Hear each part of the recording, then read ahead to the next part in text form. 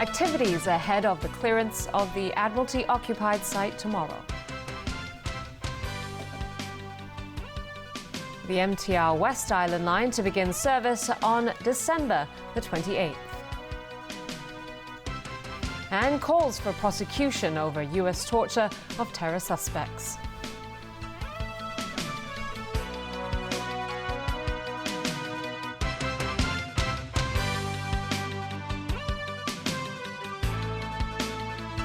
Hello and a very good evening. It's been 74 days since the Occupy movement began, and demonstrators are out in force tonight at the main protest site in Admiralty. And you're looking at live shots now from the zone there, with one day ahead of the execution of a court injunction by bailiffs to clear out part of the main occupied area that you see there right now. The police plan to clear out other parts of the occupied zone not covered by the injunction order afterwards. Protest leaders are calling on demonstrators to stay put at the rally site until the end, a move which has been criticised by various authorities today. And Liz Yoon begins our coverage tonight. Some protesters began removing their belongings today in anticipation of the police clearance tomorrow. Obstacles can still be seen in the area covered by the injunction order, including a section of Connaught Road Central, a part of Harcourt Road outside the local headquarters of the People's Liberation Army, and a section of Cotton Tree Drive. Police said they would clear the rest of the occupied area on Harcourt Road outside the central government offices after assisting in the execution of the injunction order. Some 40 groups have collected over 4,000 signatures in a petition that calls on the police to remain restrained. Some of them are planning to monitor and record the clearance operation tomorrow. City University Professor John Zhe said he believes student protesters are old enough to decide on their own whether or not to stay. But as a teacher, he feels the need to ensure the students' safety. I think it's more important to call on the police not to use violence. Besides, I'm sure most of our protesters are peaceful and non-violent. So please do not use any excessive force on our students. Democratic lawmaker Helena Wong said half of the 40 members of the IPCC will be present at the protest site tomorrow morning. But Hong Kong Shield convener Shu Kei called on the IPCC to document the police operation throughout the day. This comes as student leaders, saying they're ready to bear the legal consequences of their actions, called on people to go to the Admiralty-occupied site tomorrow. It's not simply for us to be arrested, but to demonstrate that our spirit, and we would resist till the last moment. It is shown to the government that, as long as the government stick to the decision made by the central government in late August, the Hong Kong society, in general, they will adopt an approach of civil disobedience. Some other protesters want to see the movement continued in other ways. It's not because I'm not willing to bear the legal consequences, because throughout these 2 months we have seen how the police are breaching the law to suppress our protests. And if you ask me, I am not ready to face that kind of police violence. Counting down the final hours before the police clear the core rally site of the unprecedented pro-democracy movement, many protesters who call themselves villagers are insisting on staying put to defend their homes. Liz Yun, TVB News.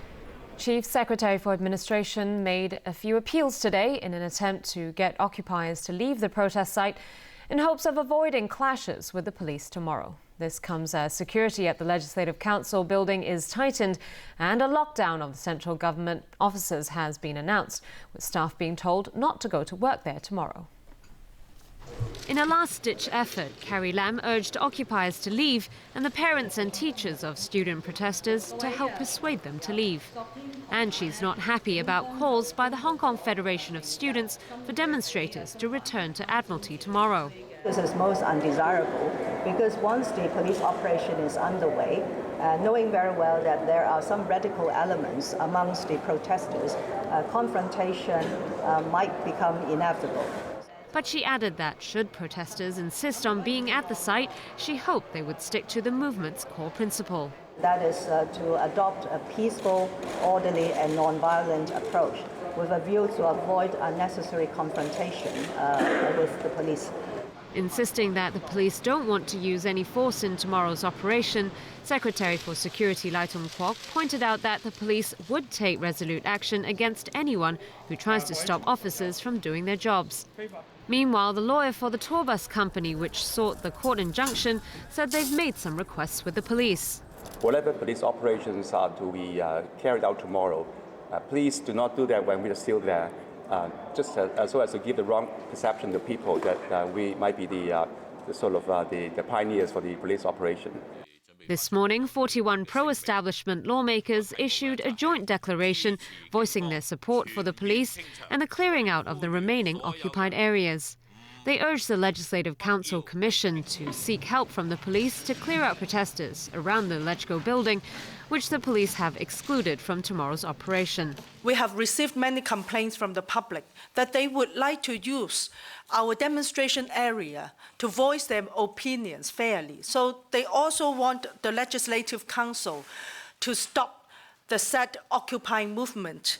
LegCo announced this afternoon that no visitors will be allowed in the complex tomorrow, and the government has notified all staff members who work at the central government offices to follow backup arrangements and avoid the Tamar site.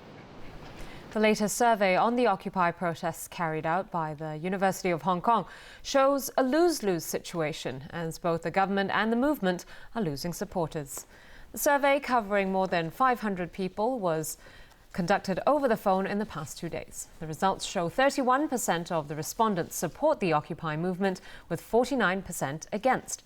And 37% of the interviewees support the government's handling of the protesters, while 45% are against. The director of the Public Opinion Programme said the survey shows a lose-lose situation, as both those supporting the movement and those backing the government are in the minority now. The death toll from a suspected bomb explosion on board a bus in the southern Philippines yesterday has gone up to 10. More than 30 others were injured. Officials have blamed the blast on a splinter group of Muslim rebels. The bus was headed to the commercial center of Cagayan de Oro City in the north part of Mindanao Island when the explosion occurred just before 6 p.m. The blast sent shrapnel flying through the vehicle. Back in March this year, the Philippine government signed a peace deal with the Moro Islamic Liberation Front, the country's largest Muslim rebel group. But hardline insurgents are opposed to the new autonomy deal. Attacks have continued despite a state of alert for security forces in the south. Police in New York shot dead a man armed with a knife after he stabbed an Israeli student in the head at a Brooklyn synagogue. The 49-year-old assailant reportedly had a history of mental illness. Police said the stabbing was not believed to be connected to terrorism. The 22-year-old stabbing victim is in stable condition. The incident comes just a few weeks after armed attackers went on a deadly stabbing rampage at a synagogue in Jerusalem. U.S. Secretary of State John Kerry has asked Congress for new war powers to provide legal grounding for the U.S. military operation against the Islamic State. Kerry said Washington should send the message that it will take on ISIL wherever it takes root and urge Congress to provide the U.S. with the legal flexibility to when deciding what military action to take.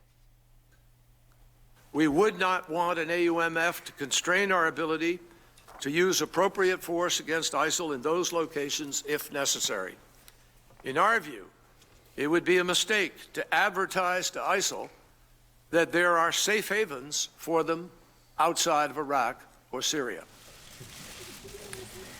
Meanwhile, in Turkey, which is close to where ISIL militants operate, visiting British Prime Minister David Cameron pledged the UK and Turkey would share more information on foreign fighters among the ranks of the Islamic State.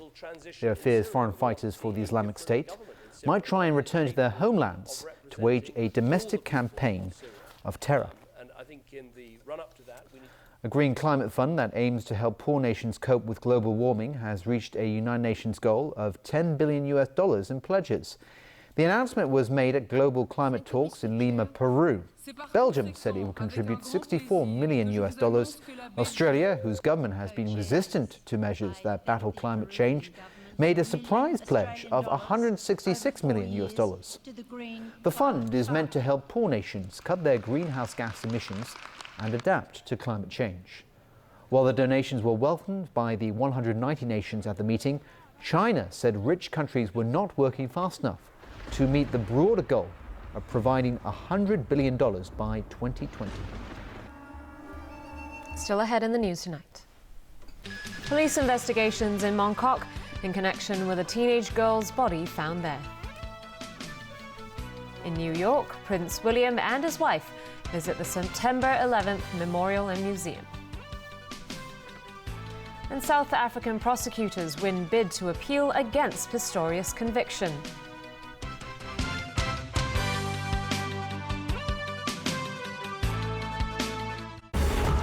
We watched a house slide in, we watched 8 or 9 cars slide in, we watched the swimming pool slide in. The science behind what's threatening the state of Florida. Probably somewhere in the neighborhood of 500 people have lost their lives exploring Florida caves. Tonight, swallowed by a sinkhole at 9:30 on Pearl. 靈感源自金沙朱古力，我哋創造2款巧手之作：朗沙濃郁黑朱古力珍珠，雪沙原粒果仁純白精緻。Ferrero Collection, the gift of excellence。喂，阿仔啊，我頭好痛啊，仲鼻塞添啊！你等等下。喂，老婆。喉嚨好痛啊，仲周身骨痛。我發燒啊，你摸下我頭幾興。我沾到鼻水啦，我咳死幸福為你行多步，特強幸福傷風咳素，12大傷風感冒同咳症狀，一次過 KO。幸福為你行多步。He is alert. She keeps the place spotless. He allows no gap. He drills through everything, no water remains. She clears every passage. Take measures to keep the property free of stagnant water so mosquitoes can't breed.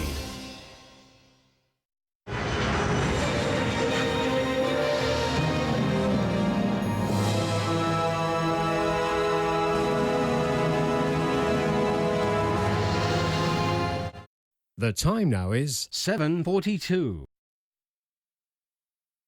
The time check was brought to you by Seiko.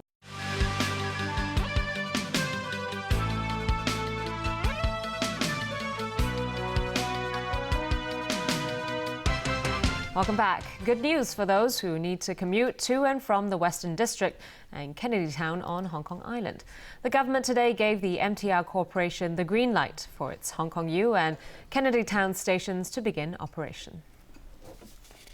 We will be able to open the new section of Island Line on the 28th of December this year. The first train will depart Kennedy Town station at 6 o'clock in the morning. The West Island Line extends out from Sheung Wan Station, passing Sai Ying Pun and the University of Hong Kong to reach Kennedy Town. But the railway company says the Sai Ying Pun station won't be ready until at least the end of the first quarter next year. Police today took a suspect to various locations in Mongkok to stage a crime reconstruction, one day after the body of a teenage girl was found at a refuse collection point. Officers prepared the scene before taking the 34-year-old suspect to an apartment on Kam Fong Street, believed to be where he lives. Sources say the man arranged to pay for the deceased, a 15-year-old girl, to pose for photos at the flat. The officers then took the suspect to a hotel on Canton Road.